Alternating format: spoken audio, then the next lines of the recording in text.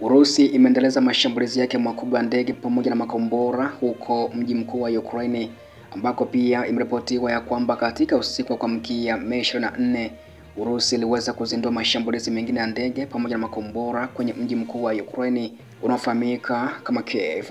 Taarifa imeeleza kwamba watu kadhaa walijeruhiwa wakati wa mawimbi mengi ya milipuko yaliyotokea huko jiji kuu la Kiev usiku wa Mei 24 wakati wa shambulio kubwa la ndege zisizo na rubani na makombora ya Urusi dhidi ya mji mkuu wa Ukraine, ambako takribani raia 15 wakiwemo watoto wawili walihitaji matibabu kutokana na shambulio hilo, ikiwa ni pamoja na wale waliopata mshtuko lakini hawakupata majeraha yoyote ya kimwili, ambako pia maafisa walisema ya kwamba kiwango kamili cha waliojeruhiwa kinaamuliwa.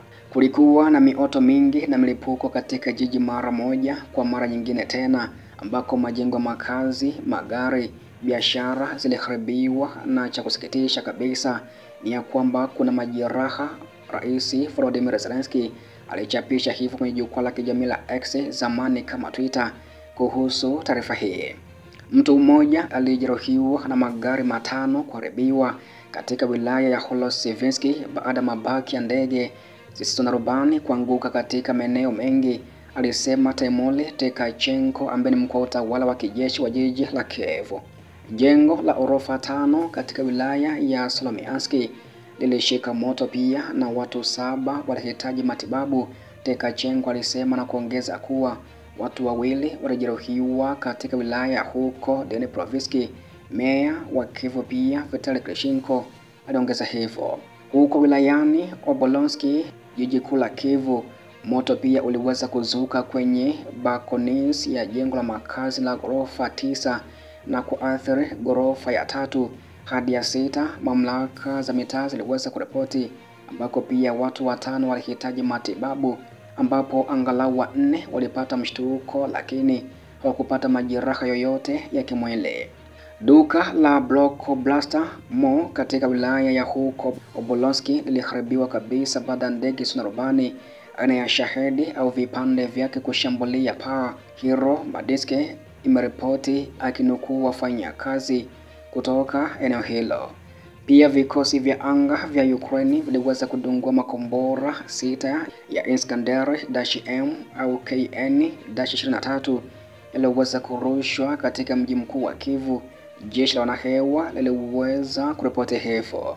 Kwa ujumla, vikosi vya Urusi pia viliweza kurusha makombora 14 ya Iskander-M au KN-23 dhidi ya Ukraine usiku kucha, pamoja na ndege zisizo na rubani 250 za aina ya Shahedi na ndege zisizo na rubani.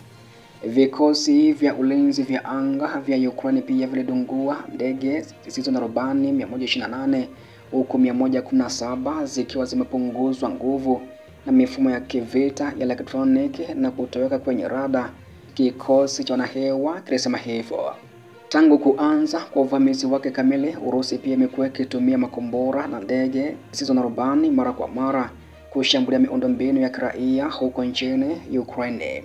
Milipuko ya kwanza huku jiji la Kiev iliweza kuripotiwa karibu saa 10 mnamo Mei 23, ambako pia siku hiyo Ukraine na Urusi zilianza kubadilishana wafungwa wao, ambako Ukraine ilichukua watu takriban 390 waliweza kurudi huko. Rais Volodymyr Zelensky aliyasema hayo.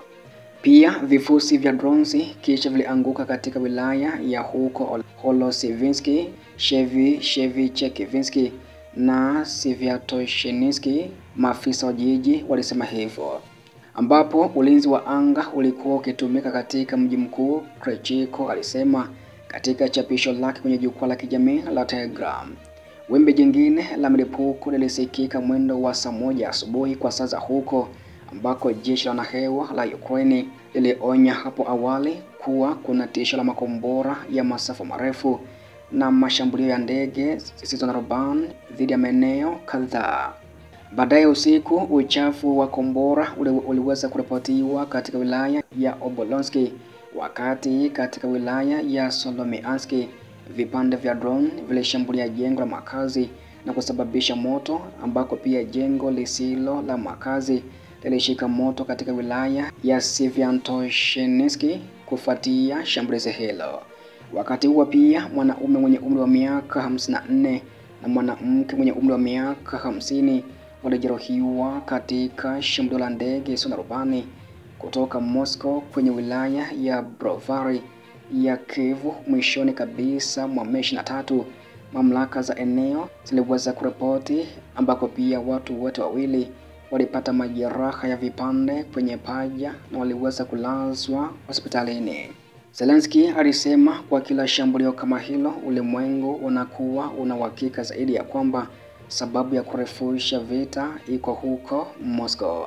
Ukraine imependekeza kusitishwa kwa mapigano mara nyingi, moja kamili na moja angani. Yote pia yamepuuzwa na ni wazi ya kwamba shinikizo kubwa zaidi lazima liwekwe kwa Urusi kupata matokeo na kuzindua diplomasia ya kweli. Tunasubiri hatua za vikwazo kutoka kwa Marekani, Ulaya na washirika wetu wote.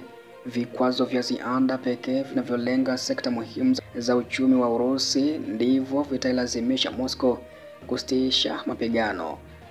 Zelensky pia ndicho ambacho alikizungumza au alikichapisha baada ya mashambulizi hayo, ambako pia Urusi imeendelea kufanya mashambulizi makubwa huko nchini Ukraine. Hivyo pia Zelensky akaweza kuchapisha hivyo kuonesha kama shutuma kile ambacho Urusi bado nakifanya katika nchi hiyo, licha kwamba pia hata Ukraine yenyewe imekuwa ikifanya mashambulizi katika viunga vya huko nchini Urusi.